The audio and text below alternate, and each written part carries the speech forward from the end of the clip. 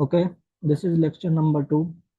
हमने last lecture में polynomials को देखा था कि आपके पास जो पॉलिनोमियल्स है वो किस तरीके से होते हैं। फिर हमने ये देखा था कि उनकी जो डिग्री है वो क्या होती है, वो लीडिंग कोएफिशिएंट्स क्या होते हैं। Okay, today we are going to discuss about the rational expressions. So what you think about rational expressions? तो आपके पास जो रेशनल एक्सप्रेशंस है,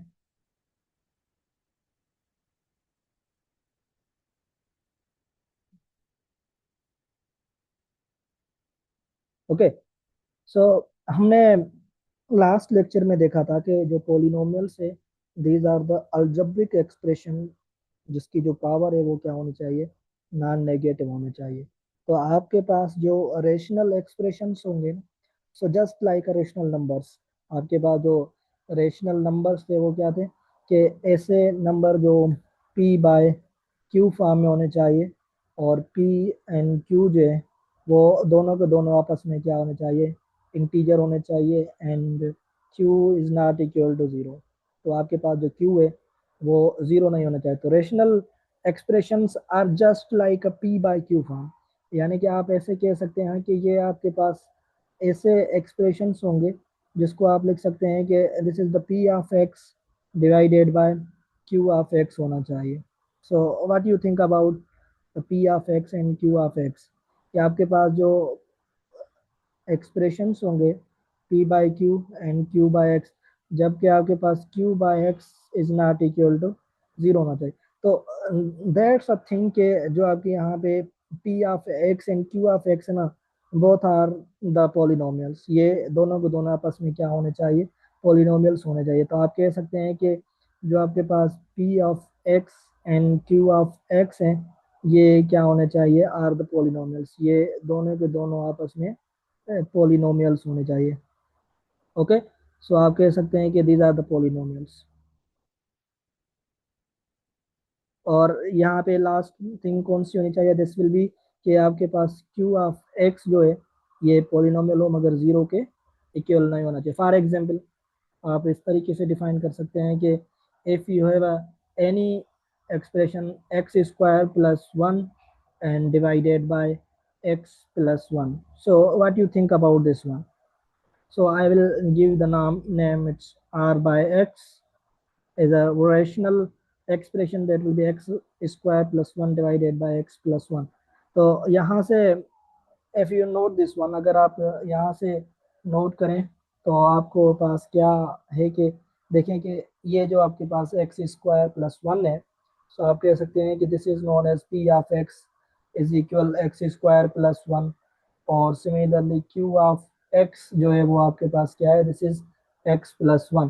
तो आपके पास ये भी एक पोलिनोमियल है और ये भी आप एक के पास क्या है, polynomial. Then you can say that the ratio of two polynomials is a rational expression.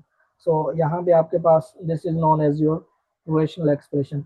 या आप इस तरीके से भी कह सकते हैं कि there will be one divided by x plus one, again this will be the rational expression. So what do you think about this one? X square plus 2x plus 1.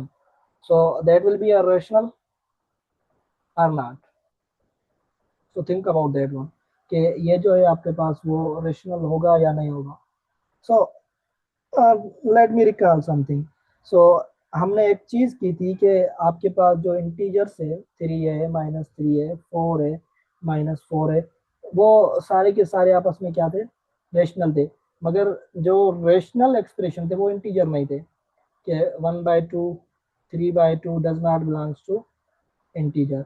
कि आप कह रहे थे कि अब यहाँ पे देखिए कि दिस इज द पॉलिनोमियल, कि आप कह सकते हैं कि ये आपके पास एक पॉलिनोमियल है। So there is a something कि every polynomial is a rational expression. हर एक पॉलिनोमियल जो है रैशनल एक्सप्रेशन होता है, जिस तरीके से हमने कहा था कि every integer is a rational. तो आप यहाँ से लिख सकते हैं कि every polynomial is a rational. ये आपके पास क्या होगा, एक रेशनल हो सकता है, but it's converse is not true. So what you think about that one के इसका जो कन्वर्स है वो ट्रू नहीं है, तो इसका मतलब ये होगा कि आप ये भी कह सकते हैं कि आपके पास जो रेशनल एक्सप्रेशंस होंगे, फॉर एग्जांपल मैं ये लिख रहा हूँ कि x square plus one divided by x plus one, ये आपके पास क्या है, this is known as rational है, ये रेशनल है। ओके, मगर ये पॉलिनोमियल नहीं है, नॉट अ पॉलिनोमियल। आपके पास कह सकते हैं कि ये पॉलिनोमियल नहीं है, तो इसका मतलब ये हुआ कि इसका कन्वर्स ट्रू नहीं है, क्योंकि अगर रेशनल है तो इसका मतलब लाजमी नहीं है कि वो पॉलिनोमियल भी हो जाए। So sometimes it will be polynomial और sometimes it will be not polynomial, मगर अगर पॉलिनोमियल होगा तो इसका मतलब ये जरूरी है कि वो रेशनल कंसीडर किया जाएगा। So that's a thing.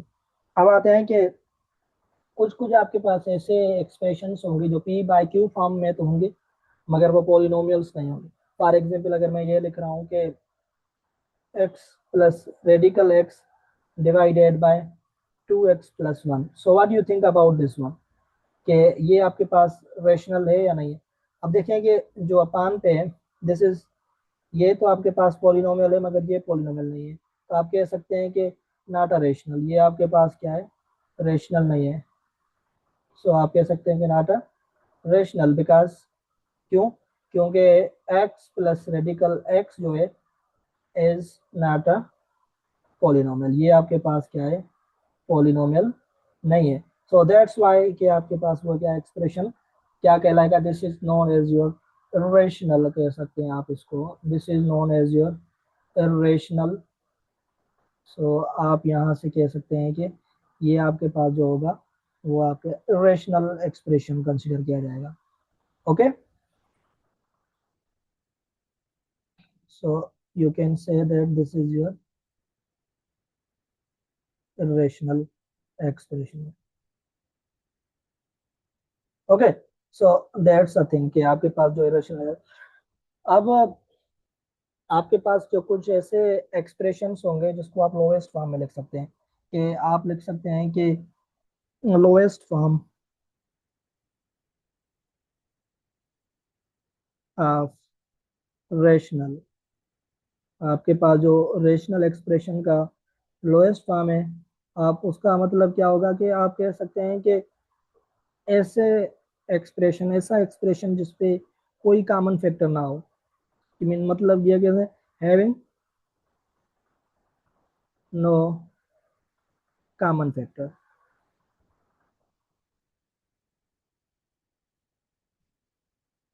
Okay, let's example कुछ सॉल्व करते हैं। आपके पास कुछ एग्जाम्पल से, फॉर एग्जाम्पल आपके पास एग्जाम्पल नंबर वन है कि if you have a x square minus one divided by x plus one का whole square, so I have to simplify this one, कि ये जो एक्सप्रेशन है वो क्या हो सकता है। आप कह सकते हैं कि सो इफ यू, अगर आप इसको एक्स स्क्वायर माइनस वन को इस तरीके से लिखें कि ए स्क्वायर माइनस बी स्क्वायर, ये किसके इक्वल होता है, आप कह सकते हैं कि a plus b and you have a minus B.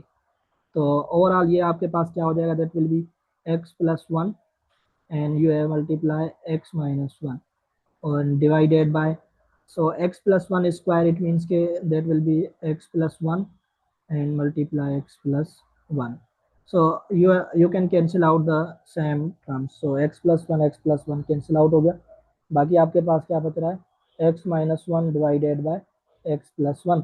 अब देखें कि इस पे सिर्फ कॉमन फैक्टर जो है सिर्फ वन ही है, ऐसा कोई और नंबर नहीं है जिसको हम क्या कर सकते हैं, this is the lowest form कि आपके पास ये क्या है, एक लोएस्ट फॉर्म है किसी भी एक एक्सप्रेशन का। Okay, so let's solve example number to.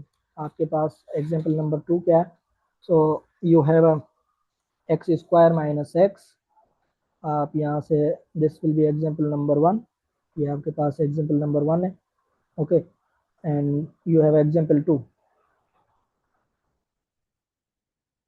के you have x square minus x multiply with x square minus 5x plus 6 and divided by, so you have a 2x and x square minus 3x plus 2. So this is the rational expression. Now I have to simplify this one. So what you think about के यहाँ पे देखें कि x square minus x है, तो यहाँ से आपके पास जो कॉमन है वो क्या हो सकता है, x इज कॉमन। बाकी क्या बचेगा यहाँ पे, x -1। सही है। और यहाँ से अब मुझे इस पे ब्रेक मिडिल टर्म करना है कि इसका जो मिडिल टर्म है उसको ब्रेक करूँ, तो मैं किस तरीके से लिख सकता हूँ, आप 6 के फैक्टर निकालें।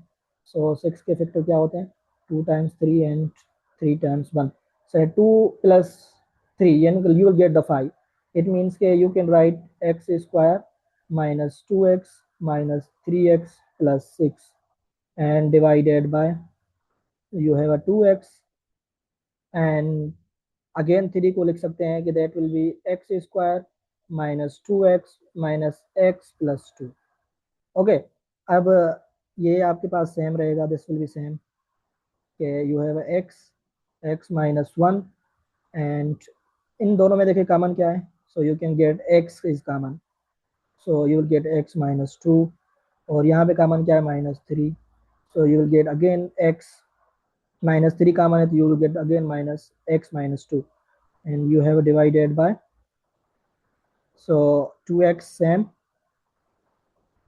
एंड यहाँ पे कॉमन क्या है, अगेन x, बाकी क्या बच रहा है, x -2, यहाँ पे कॉमन क्या है, -1, so you will gate x -2। So that's a thing. अब आपके पास कौन से टर्म क्या है, कॉमन है, कि यहाँ पे x सेम एंड x -1 और यहाँ पे x कॉमन, सो आप कह सकते हैं x -3 and x -2 and divided by 2x same और यहाँ पे x -2 कॉमन है। ओके, एंड बाकी क्या बच रहा है, x -1। अब देखें x -2 में कैंसिल आउट हो गया एंड x में कैंसिल, x -1 में कैंसिल, बाकी क्या बच रहा है आपके पास, so you have 1/2 and x -3, so you have x -3। आप देखें कि this is the lowest form, ये आपके पास सिर्फ इसका क्या है, लोएस्ट फॉर्म है। ओके, अब आते हैं एग्जाम्पल नंबर 3 पे। सो you have example number 3, so this is last example, you have a 5x square -4 and divided by 3x plus 6 and multiply x -3, so you have a x -3. So try to simplify this one, that will be 5 is same, x square -4 you will get x -2 and x plus 2 and divided by, यहाँ से common क्या है, 3 common, so you get 3 common, x plus 2 और x -3, सो x plus two cancel out, बाकी क्या बच रहा है, 5 and you have x -2 divided by 3 and x -3. So this is the lowest form. Okay, so this is the brief introduction of the rational expressions. Okay,